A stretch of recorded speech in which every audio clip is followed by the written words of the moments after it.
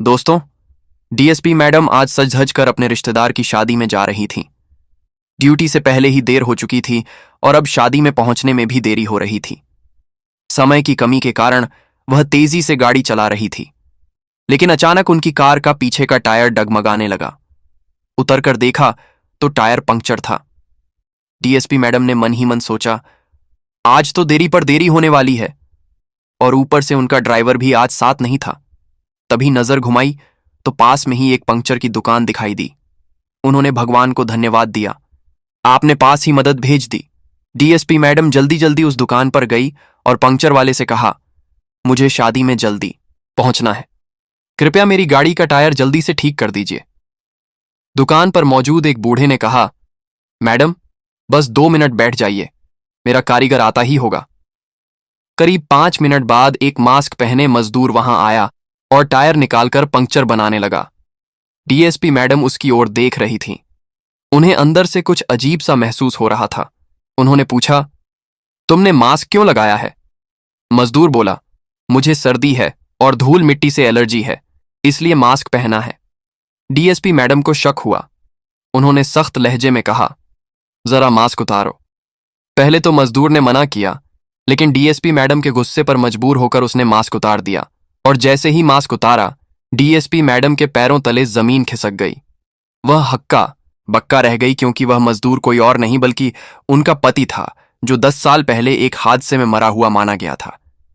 SP madam ने कांपती आवाज में पूछा, तुम जिंदा हो, ये कैसे हो सकता है? इतने सालों तक मुझसे दूर क्यों थे? मजदूर चुप रहा, आंखें झुका लीं और फूट फूट कर रोने लगा। डीएसपी मैडम ने कहा, रो क्यों रहे हो? सच बताओ, आखिर ये सब कैसे हुआ? तब मजबूर होकर मजदूर ने सच बताया, एक ऐसा सच जिसे सुनकर आपके भी आंखों से आंसू निकल पड़ेंगे।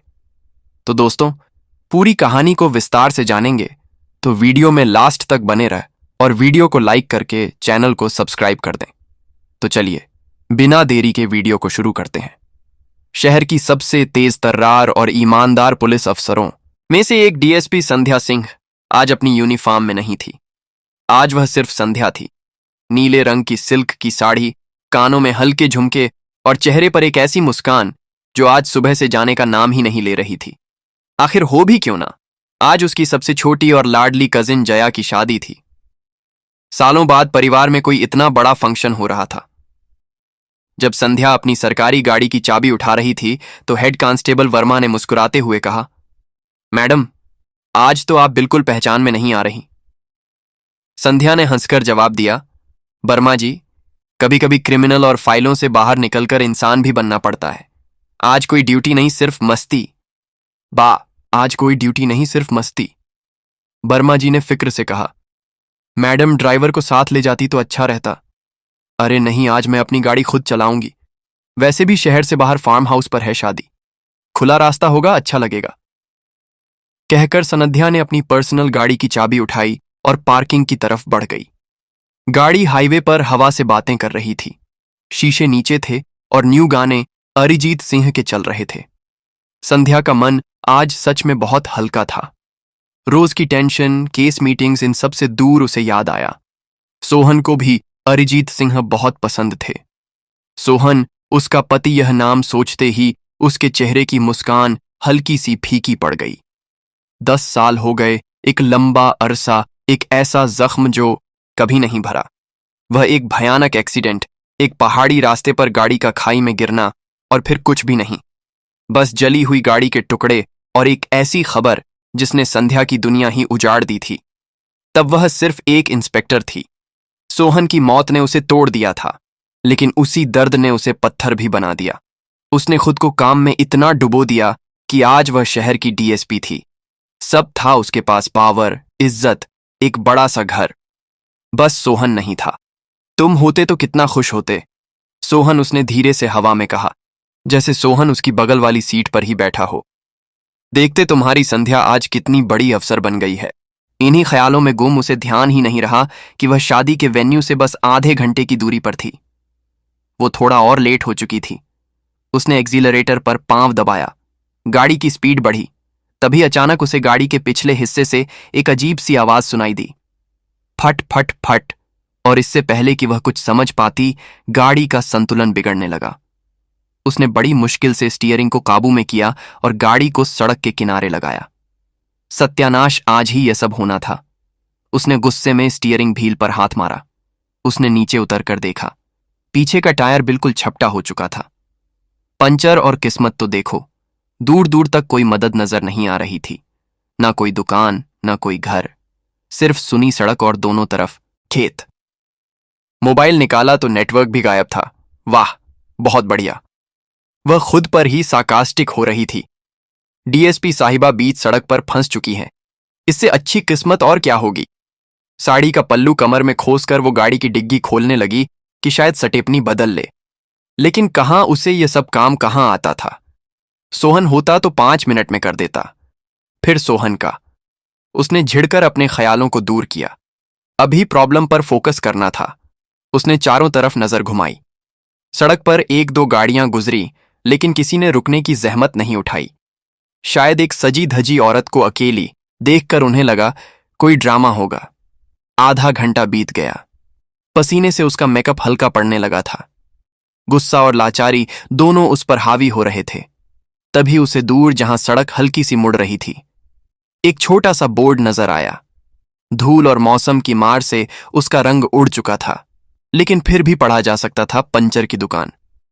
उसकी आंखों में एक पल को चमक आ गई। शुक्र है भगवान, उसने मन ही मन कहा, और बिना सोचे समझे उस दिशा में तेज कदमों से चलने लगी। दुकान क्या थी? एक टीन की छत के नीचे एक छोटा सा कमरा था। बाहर कुछ पुराने घिसे हुए टायर पड़े थे और हवा भरने वाली मशीन शांत खड़ी थी। एक बूढ़े से चाचा एक लकड़ी की टूटी फूटी कुर्सी पर बैठे ऊँघ रहे थे। चाचा जी, संध्या ने थोड़ा तेज आवाज में कहा। चाचा हड़बड़ा कर उठे। एक सजी धजी रबदार औरत को अपने सामने देखकर वह थोड़ा घबरा गए। जी जी बिटिया, संध्या ने एक सांस में कहा। मेरी गाड़ी का टायर पंचर हो गया है, यहां से थोड़ी दूर पर खड़ी है, आप ठीक कर देंगे। मुझे बहुत जल्दी है, शादी में जाना है। चाचा ने अपनी झुर्रियों वाली आंखों से उसे देखा। बिटिया, मैं तो अब यह सब काम नहीं करता, कमर में दर्द रहता है। मेरा कारीगर है, बस 5 मिनट में आता होगा। पास के गांव में गया है कुछ सामान लेने। आप बैठो। संध्या के पास बैठने के अलावा कोई चारा नहीं था। वह वहीं एक दूसरी प्लास्टिक की कुर्सी पर बैठ गई, जो शायद सालों से साफ नहीं हुई थी। उसने अपने फोन को फिर देखा। नेटवर्क अभी भी नहीं था। वह बस इंतजार कर रही थी। हर गुजरती गाड़ी के साथ उसकी बेचैनी बढ़ रही थी। 5 मिनट, 10 मिनट, 15 मिनट। उसने थोड़ी झुंझुलाहट में कहा, चाचा कहाँ रह गया आपका कारीगर? मुझे बहुत देर हो रही है। चाचा ने वहीं रटा रटाया जवाब दिया। आता होगा बिटिया, आता ही होगा। तभी एक पुरानी खटारा साइकिल दुकान के सामने आकर रुकी। उस पर एक आदमी सवार था, दुबला पतला, मैले कुचले कपड़े पहने हुए। उसके चेहरे पर एक गंदा सा मास्क लगा हुआ था, जिसने उसकी नाक से लेकर ठोड़ी तक का हिस्सा ढक रखा था। धूप से बचने के लिए उसने सर पर एक गमछा भी लपेट रखा था। आ गया मेरा कारीगर। चाचा ने राहत की सांस ली। जा रे मैडम की गाड़ी देख, पंचर है। वह आदमी बिना कुछ बोले अपने औजारों का थैला उठाकर संध्या की तरफ देखने लगा। उसकी आंखें, उन आंखों में कुछ था, एक अजीब सी थकान, एक गहरी उदासी। पर संध्या को उस वक्त कुछ और सोचने का मौका नहीं मिला। वो जल्दी से उठी। चलो भाई, जल्दी करो, कहकर वह आगे आगे चलने लगी और वह आदमी चुपचाप साइकिल घसीटता हुआ उसके पीछे पीछे। गाड़ी के पास पहुंचकर उसने बिना एक शब्द कहे अपना काम शुरू कर दिया। उसके काम करने का तरीका बहुत अलग था, जैसे सालों से यही करता आ रहा हो। जैक लगाना, नट खोलना, टायर बाहर निकालना, सब कुछ एक मशीन की तरह। संध्या वहीं खड़ी उसे देख रही थी और देखते देखते उसे फिर वहीं अजीब सा एहसास होने लगा। उस आदमी के हाथ लंबे और पतले, उसके हाथ पकड़ने का तरीका, वो जिस तरह से नट खोलते हुए अपनी उंगलियों को मोड़ रहा था, सब कुछ इतना जाना पहचाना क्यों लग रहा था। संध्या ने अपनी पुलिस वाली आदत से मजबूर होकर पूछा, यह मास्क क्यों लगा रखा है तुमने? उस आदमी ने एक पल के लिए काम रोका, लेकिन उसकी तरफ देखा नहीं। बस नीचे टायर को देखते हुए धीमी दबी हुई आवाज में बोला, सर्दी है मैडम, और धूल मिट्टी से एलर्जी भी है। आवाज भारी और थकी हुई। लेकिन इस आवाज में भी कुछ था जो संध्या के दिल के किसी पुराने तार को छेड़ गया। उसका शक अब गहराने लगा था। यह सिर्फ एक एहसास नहीं था, कुछ और था। उसके दिमाग की बत्तियां जलने लगी थीं। एक पुलिस अफसर का दिमाग जो छोटी छोटी बातों को भी पकड़ लेता है। उसने देखा, काम करते हुए उस आदमी ने अपने पसीने वाले हाथ को अपनी पट के पिछले हिस्से पर एक खास अंदाज में पहुंचा, ठीक वैसे ही जैसे सोहन पहुंचा करता था। संध्या का दिल जोर से धड़का। एक सर्द लहर उसकी रीढ़ की हड्डी में दौड़ गई। नहीं, ये नहीं हो सकता, ये मेरा वहम है, उसने खुद को समझाया। मैं पागल हो रही हूं। वह जा चुका है, लेकिन उसका दिल मानने को तैयार नहीं था। उसकी नजरें अब उस आदमी के हर हरकत पर घड़ी थी। वह पंचर चेक करने के लिए टायर को पानी की टंकी में डाल रहा था।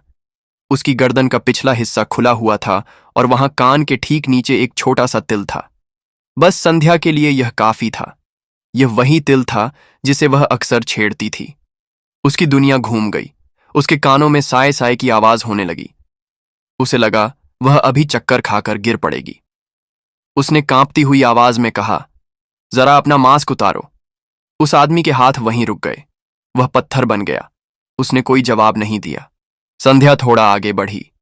इस बार उसकी आवाज में एक डीएसपी का रोप था, एक पत्नी का हक था, एक टूटे हुए दिल की बेचैनी थी। मैंने कहा, अपना मास्क उतारो। वह आदमी कांपा। उसने धीरे से ना में सर हिलाया। संध्या का सब्र अब जवाब दे गया। वो गुस्से, दर्द और अविश्वसनीयता के एक अजीब से तूफान में घिरी थी। वो लगभग चीखी, तुम मास्क उतार रहे हो या नहीं? मैं पुलिस अफसर हूं। उसकी चीख सुनकर वह आदमी बुरी तरह डर गया। उसके पास अब कोई चारा नहीं था। उसके कांपते हुए हाथ धीरे धीरे अपने चेहरे की तरफ बढ़े। उसने गमछा हटाया और फिर धीरे धीरे मास्क की डोरी को अपने कानों से निकाला। मास्क नीचे आया और सामने जो चेहरा था उसे देखकर संध्या की सांसें थम गईं। उसके पैरों के नीचे से जैसे जमीन खिसक गई हो। समय रुक गया। गाड़ियों का शोर, हवा की सरसराहट, सब कुछ बंद हो गया। वह चेहरा वही चेहरा था, थोड़ा बूढ़ा, थोड़ा थका हुआ। गाल पिचक गए थे, आंखों के नीचे गहरे गड्ढे थे, माथे पर लकीरें खींच गई थीं और एक गाल पर एक लंबा सा चोट का निशान भी था। लेकिन वह आंखें वही थीं। वह नाक, वो होंठ, वो सोहन था। उसका सोहन जिंदा देखा। संध्या के मुंह से एक शब्द नहीं निकला। वो बस पत्थर की मूर्ति बनी उसे देखती रही। उसका दिमाग सुन्न हो चुका था। 10 साल पहले जिस इंसान का उसने अपने हाथों से अंतिम संस्कार किया था, वह आज उसके सामने एक पंचर बनाने वाले मजदूर के रूप में खड़ा था। सोहन की आंखें संध्या से नहीं मिल पा रही थीं। वह बस जमीन को घूर रहा था और फिर 10 सालों से दबा हुआ एक बांध टूट गया। उसकी आंखों से आंसू झरझर बहने लगे। वह कुछ बोल नहीं पाया, बस वही जमीन पर बैठकर बच्चों की तरह फूट फूट कर रोने लगा। उसकी हिचकियां पूरे माहौल में गूंज रही थीं। उसका रोना देखकर संध्या भी होश में आई। उसके खुद के आंसू अब बहने लगे थे। वह धीरे धीरे उसके पास गई और उसके सामने घुटनों पर बैठ गई। उसने अपना कांपता हुआ हाथ बढ़ाकर उसके कंधे को छुआ। सोहन, उसके मुंह से एक सवाल की तरह फुसफुसाहट निकली, तुम जिंदा हो? ये कैसे हो सकता है? सोहन ने कोई जवाब नहीं दिया, बस रोता रहा, जैसे अपने आंसुओं में 10 साल का हर दर्द बहा देना चाहता हो। संध्या ने उसे झक छोड़ दिया। रो क्यों रहे हो? मुझे बताओ, मुझे सच बताओ। तुम जिंदा कैसे हो? और तुम इतने सालों तक मुझसे दूर क्यों थे? तुम्हें पता है मैंने ये 10 साल कैसे गुजारे हैं? तुम्हें पता है मैं हर पल, हर सांस में मरी हूं। उसका हर सवाल एक तीर की तरह था जो सोहन के दिल में धंस रहा था, लेकिन वह चुप था। उसकी चुप्पी संध्या को पागल कर रही थी। तुम्हें मेरी कसम सोहन, तुम्हें आज सच बताना होगा। क्यों किया तुमने ये सब? संध्या ने जब अपनी कसम दी तो सोहन का रोना थोड़ा थमा। उसने अपनी लाल सूजी हुई आंखों से पहली बार संध्या की तरफ देखा। उन आंखों में इतना दर्द, इतनी लाचारी और इतना डर था कि संध्या का दिल कांप गया। उसने टूटी हुई, कांपती हुई आवाज में कहना शुरू किया, और उसने जो सच्चाई बताई वह किसी भयानक सपने से भी ज्यादा डरावनी थी। उसने हिचकियों के बीच कहा, मुझे माफ कर दो संध्या, मैं तुम्हें छोड़ना नहीं चाहता था, मुझे मजबूर किया गया था। उसने बताना शुरू किया, वो कोई एक्सीडेंट नहीं था। संध्या वह एक सोची समझी साजिश थी।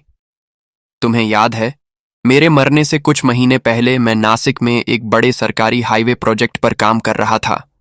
संध्या ने हाँ में सर हिलाया। मैं एक सिविल इंजीनियर था।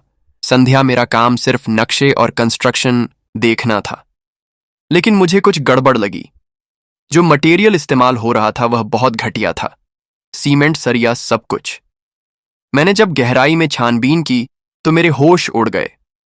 उस पूरे प्रोजेक्ट की एड में मुंबई का सबसे बड़ा गैंगस्टर पाटिल अपना काला पैसा सफेद कर रहा था और साथ ही करोड़ों का सरकारी माल भी खा रहा था। संध्या का चेहरा सफेद पड़ गया। पाटिल एक ऐसा नाम जिसे सुनकर बड़े बड़े पुलिस वालों के पसीने छूट जाते थे। वह उसे सालों से पकड़ने की कोशिश कर रही थी, लेकिन वह हमेशा कानून के शिकंजे से बच निकलता था। सोहन ने आगे कहा, मैं ईमानदार था। मैंने सारे सबूत इकट्ठे कर ली। मैं अगले ही दिन पुलिस को सब कुछ बताने वाला था, लेकिन शायद पाटिल के आदमी हर जगह थे। उस रात जब मैं साइड से लौट रहा था तो मुझे अगवा कर लिया गया। मुझे पाटिल के सामने ले जाया गया। वह हंसा। उसने मेरे सारे सबूत मेरे सामने जला दिए और कहा, इंजीनियर, तेरे पास दो रास्ते हैं। या तो तू कल सुबह अपनी बीवी के साथ एक भयानक कार एक्सीडेंट में मर जा, या फिर हमेशा के लिए दुनिया के लिए मर जा और अपनी बीवी को जिंदा छोड़ दे। संध्या की आंखों से आंसू बह रहे थे। उसे यकीन नहीं हो रहा था। सोहन की आवाज कांप रही थी, पाटिल जानता था कि तुम एक पुलिस वाली हो। दोस्तों, अगर इस कहानी ने आपके दिल को छुआ है, अगर इसने आपको सोचने पर मजबूर किया है, तो ये सिर्फ एक शुरुआत है। और भी ऐसी सच्ची प्रेरणाएं, ऐसी कहानियां आप प्रेरणा धाम चैनल पर पाएंगे। इसीलिए अभी सब्सक्राइब करें ताकि आपकी जिंदगी भी बदलने वाली हर कहानी आप तक सबसे पहले पहुंचे। जय हिंद, जय भारत।